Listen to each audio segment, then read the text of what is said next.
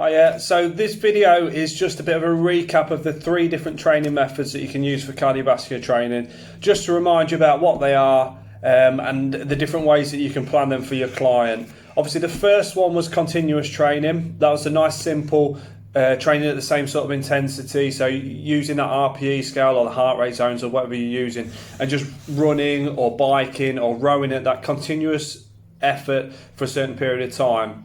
The second one we had was interval training, which is where you swap from working hard and then going back to a rest period and changing in between those sort of periods. Obviously, the more fitter of a client will be working for a longer period and resting for a shorter period, whereas a relative beginner to the gym will be resting for a longer period and then working for a shorter period.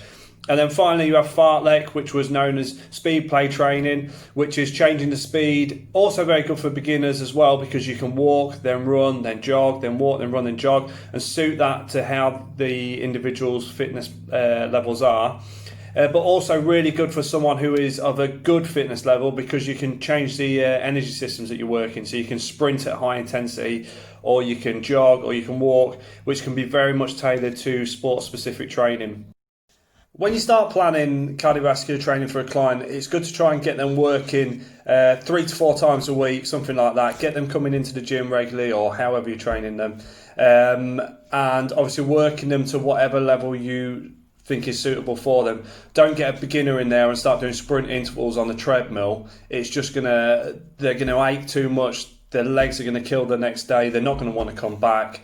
It's just not suitable for them. So always tailor your training to the individual, and make sure that you're not doing anything too much that would potentially put them off coming back in the future as well.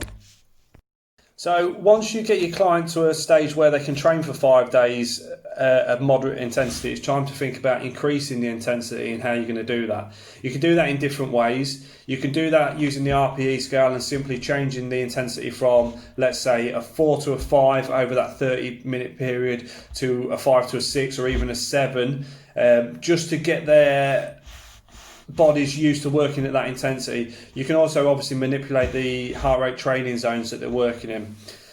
Make sure that when you are training your client, make sure you're filtering all these different training methods in there. So you've got continuous training on a day, you've got interval and fartlek training all within there. If not, the body will soon plateau and it'll soon get to a level where it will stop making progress. So you need to keep that body changing. You need to keep adapting the sessions for them. Don't just get them in for 6 weeks doing the same 30 minutes on the treadmill at an RPE of 5. It's going to get boring, their bodies will get used to it, and they'll actually make no progress. So they'll stop coming to you and they'll stop coming to the gym. So make sure you're keeping it interesting. Change the equipment that you're using as well. It doesn't just have to be on the treadmill. Obviously you can go out, you can do a bit of road running, you can do indoor cycling, outdoor cycling, whatever you want to do as your cardio method, just switch it up. Finally, make sure you have a good idea about all the different pieces of kit work at the gym. So obviously at True Gym you've got treadmills, cross trainers, rowers, steppers, what else we got on there?